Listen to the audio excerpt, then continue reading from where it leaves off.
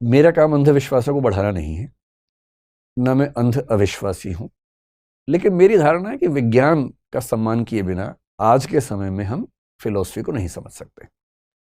Science ने जिन बातों को साबित कर दिया है या लगभग साबित कर दिया है, उनको साथ में लेके चलेंगे तो अपने समय को ठीक से समझ पाएंगे, वरना हम एक नए तरह के अंधविश्वासी लोग बन जाएंगे, सुपरस्टिशियस लोग बन जाएंगे। वैसा नहीं करना है, हमें केवल जिज्ञासा से भरना है। हमें ना सिद्धांत बनाने हैं अपने, ना कोई दावा करना है, हमें केवल जानना है कि दुनिया में क्या क्या सीखा गया है और हम उसमें से थोड़ा सा सीख लें अपने हिस्से का, इतना ही करना है। देखिए, बहुत इंटरेस्टिंग बात है। मैं हिस्ट्री की बात अकबर, बाबर और अशोक और उसकी बात नहीं कर रहा हूं, वो तो बहुत छोटा हिस्सा है। आप किस लेवल पर चीजों को देख रहे हैं वो भी तो एक सवाल है ना। पूरे ब्रह्मांड के इतिहास को सोच के देखिए। ब्रह्मांड यानी पूरा जो कॉस्मोस है, पूरा संसार है, पृथ्वी नहीं, सारी आकाश गंगाएं मिलाकर जो है पूरा, उसे बोलते हैं ब्रह्मांड, सृष्टि उसे बोलते हैं। वो पूरी दुनिया। अब ये भी सवाल है, दुनिया कैसे बनी? इसका सबसे आसान जवाब धर्मों ने दिया, भगवान ने बनाई, बात खत्म। ये आत्मा, भगवान, पुनर्जन्म, ये जो चीजें हैं, ये बहुत आसान उत्तर हैं बहुत मुश्किल चीजों के। कुछ मामले में सही भी हो सकते हैं, किसी मामले में प्रश्न खड़े हो सकते हैं। और फिर गाने भी लिख देते हैं, दुनिया बनाने वाले क्या तेरे मन में समाई, काहे को दुनिया बनाई। अभी यही नहीं पता बनाई किसने, और वो सवाल पूछने में लगे हुए हैं, काहे को बनाई, क्यों बनाई, वो सब सवाल जवाब चल रहे हैं। जो हिस्ट्री है अभी दुनिया की, अगर अगर वैज्ञानिकों की बातों का साक्ष्य मानो, ऐसा माना जाता है कि लगभग 450 करोड़ साल पहले इस संसार का अस्तित्व शुरू हुआ। 450 करोड़ बोल रहा हूं मैं, 450 साल नहीं बोल रहा हूं 450 करोड़ साल पहले, 4.5 बिलियन ईयर्स एगो। अगर आपको बहुत आत्मविश्वास हो, बहुत घमंड रहता हो अपने ऊपर, थोड़ी देर में ठीक हो जाएगा। बस ये समझ लीजिए कि इस पूरे संसार में हमारी हैसियत क्या है। 450 करोड़ साल पहले ये संसार बना, ऐसा मानते हैं बिग बैंग वाले, मानते हैं, या जो स्टडीज होती हैं उसके बेस पे अनुमान लगाते हैं कि प्रोसेस कब शुरू हुआ। तो आजकल का जो अनुमान है 450 करोड़ साल पहले का है। हो सकता है थोड़ा बहुत वो कल को एडजस्ट हो जाए, लेकिन अभी के हिसाब से 450 करोड़ साल ही मान लिया जाता है उसको, तो हम उतना ही मान के चलते हैं। ठीक है, तो ये हो गया, संसार बन गया। यानी जिस संसार में आपने आंखें खोली हैं, दुनिया बनाने वाले क्या तेरे मन में समाई, ये 450 करोड़ साल पहले की बात चल रही है।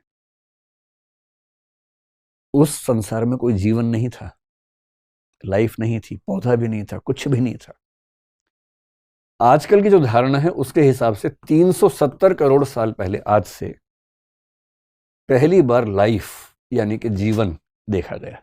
देखा गया मतलब जो स्टडीज हैं उससे लगता है कि उसके आसपास लाइफ पहली बार आई होगी। अब ये लाइफ कैसे आई, क्या उस समय कोई आत्मा पहली बार आई, या चेतना आई, क्या आया, वो सब रिसर्च की बातें हैं।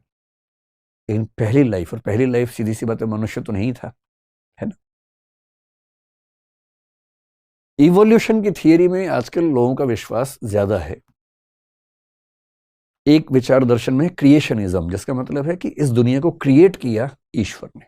एक है इवोल्यूशनिज्म, कि ये दुनिया विकसित होते होते अपने आप ऐसी हुई, जो डार्विन जैसे लोग कहते हैं।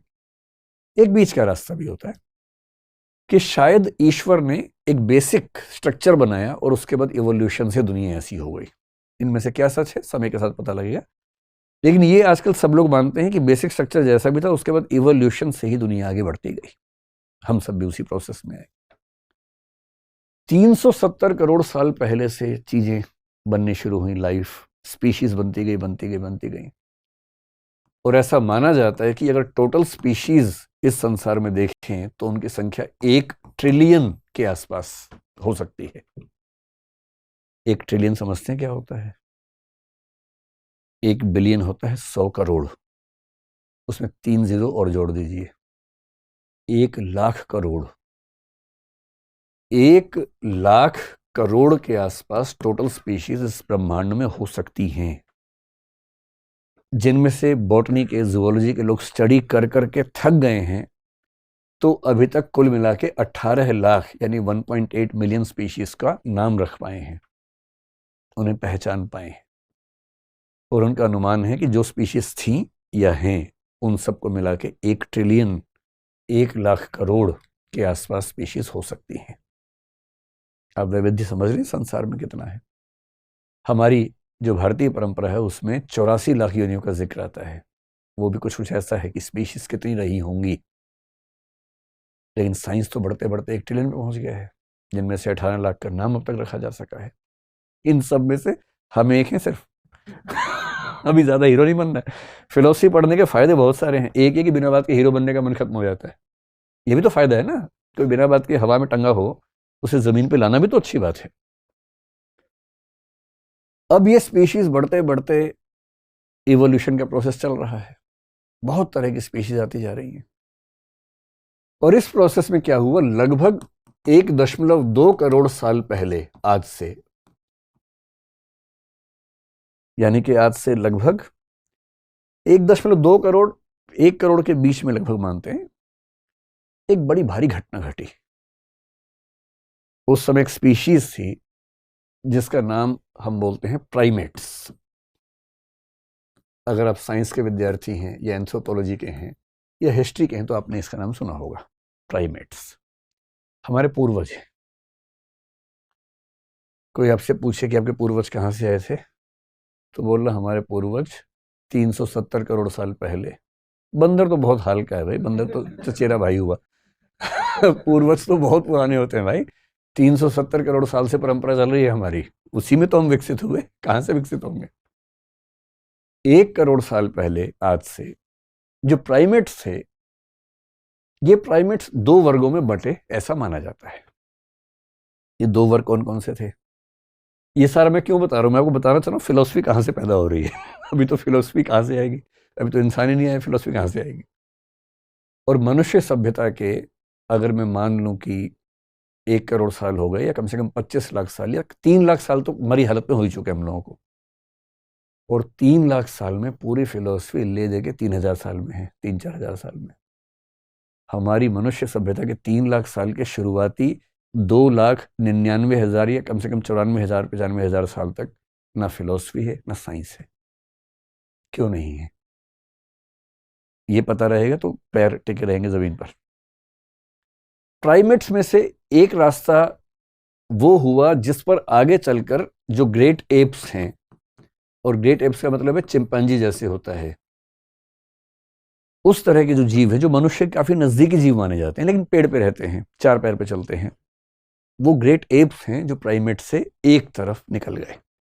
गुरिल्ला का नाम सुना होगा आपने, ओरांगुटान का नाम सुना होगा, ये सब उस ग्रुप के लोग हैं। ये हमारे, समझ लीजिए कि फूफा मौसा टाइप समझ लीजिए, कुछ दूर के वो हैं। कभी जाए चिड़ियाघर तो उनको फूफा जी बोले प्रणाम करना है, ऐसे पत्थर नहीं मारना है, वो फूफा जी है दूर के रिश्ते में। जो दूसरी परंपरा थी, इस परंपरा में क्या हुआ कि ये जो स्पीशीज थी ये धीरे धीरे पेड़ों से उतरकर जमीन पे आ गई, 4 पैर से 2 पैर पे आ गई। इसको बाइपेडलिज्म बोलते हैं। 2 पैर वाले जीव पहली बार दुनिया में हुए, 2 पैर। मनुष्य के इतिहास का सबसे बड़ा टर्निंग पॉइंट है 2 हाथ का फ्री हो जाना। 4 से चल रहे थे, अब 2 फ्री हो गए, क्या करें। इन 2 हाथों ने पूरी कल्चर, पूरी इंडस्ट्री, पूरी सिविलाइजेशन खड़ी कर दी। ये 2 हाथ ना होते तो चल ही रहे होते इससे हम अभी भी। सबसे बड़ा टर्निंग पॉइंट है हमारा 4 से 2 पैर पे आ जाना। जब 2 पैर पे आ गए तो ये सीधे खड़े हुए, इनको दूर तक दिखने लगा, दूर तक घास दिखने लगी, दूर तक पेड़ दिखने लगे, कहाँ खा सकते हैं, डेवलप होने लगे। भागने में अच्छे नहीं थे, इनको हराना बहुत आसान था। जो बाकी स्पीशीज थी इनका शिकार आराम से करती थी, तो एक समय के बाद झुंड में भी रहने लगे। लेकिन सबसे जो बड़ी बात हुई, इनके ब्रेन का डेवलपमेंट होना शुरू हुआ, इनका ब्रेन का साइज बड़ा होने लगा। और ये होते होते, आपने 2-3 नाम सुने होंगे। एक नाम सुना होगा ऑस्ट्रेलोपिथेकस, ये शब्द सुने कभी? करीब 30 लाख साल का दौर इसका चला, ऑस्ट्रेलोपिथेकस, जिसका बेसिक मतलब है साउथ का जो एक क्रीचर था। आपने निएंडरथल का एक नाम सुना होगा। निएंडरथल जो था वो पूरी हिस्ट्री में आज तक सबसे बड़े ब्रेन वाला स्पीशीज हुआ, तो बाद में खत्म हो गया, ऑस्ट्रेलोपिथेकस भी खत्म हो गया।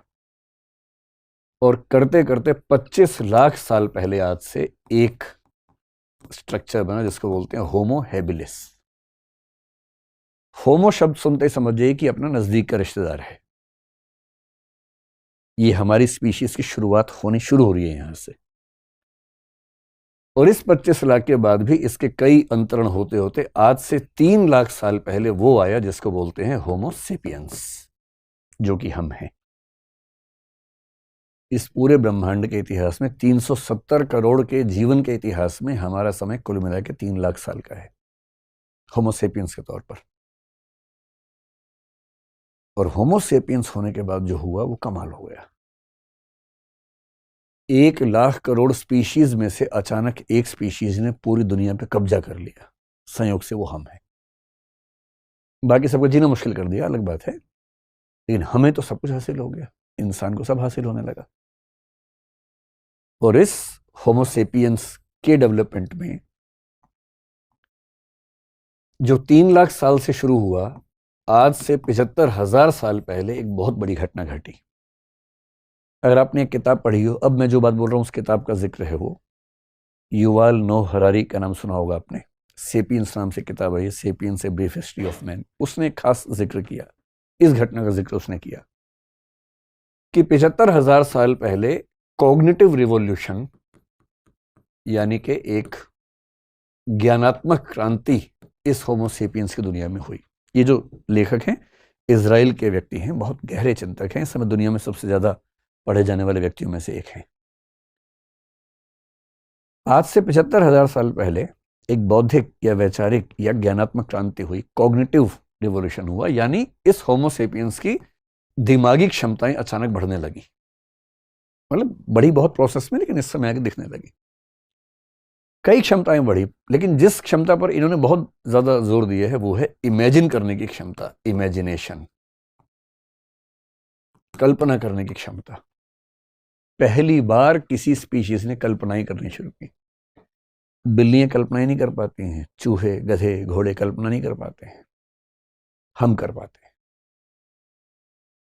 हम कुछ भी कल्पना कर सकते हैं। हम परलोक की कल्पना कर सकते हैं, हम ईश्वर की कर सकते हैं, आत्मा की कर सकते हैं, पुनर्जन्म की कर सकते हैं, स्वर्ग की कर सकते हैं, नरक की कर सकते हैं, भूत प्रेत की कल्पनाएं कर सकते हैं, क्योंकि हमारे पास कल्पना करने की क्षमता है। जिनके पास क्षमता नहीं है वो नहीं कर पाते, सिंपल सी बात है। हमारे अंदर इंटेलिजेंस का विकास हुआ। इंटेलिजेंस का विकास इसमें अचानक नहीं हुआ, एक प्रोसेस में चल रहा है लगातार। हम बौद्धिक हैं, हम सोच पाते हैं, तर्क कर पाते हैं, युक्ति कर पाते हैं, रीजनिंग कर पाते हैं, लॉजिकल जो निष्कर्ष है वो निकाल पाते हैं, डिडक्शन कर पाते हैं, इंडक्शन कर पाते हैं। तीसरी बात यह है कि हमारी मेमोरी, आप एनिमल्स को देखेंगे उनके पास मेमोरी बहुत कम होती है, नहीं के बराबर होती है। कुछ हुआ उनको थोड़ी देर याद रहेगा, फिर भूल जाएंगे, 4 दिन बाद तो नहीं याद रहेगा। और यदि आप उनसे 3 साल बाद कहेंगे पिछले अपने जीवन की 3 बड़ी घटनाएं बताओ, वो भी सीक्वेंस में, याद ही नहीं आएगा। याद आएगा तो सीक्वेंस में याद नहीं आएगा। हमारी मेमोरी में सीक्वेंस भी बना रहता है, लिंकेजेस बनी रहती हैं। और क्योंकि हमारे पास ऐसी मेमोरी है, हमारे पास ऐसी चिंतन क्षमता है, हमारे पास ऐसी इमेजिनेशन की क्षमता है, क्रिएटिविटी की क्षमता है, और इन सारी चीजों ने मिलाकर हमें एक ऐसी स्थिति में ला दिया कि इससे हमने सबसे पहले बनाई लैंग्वेज।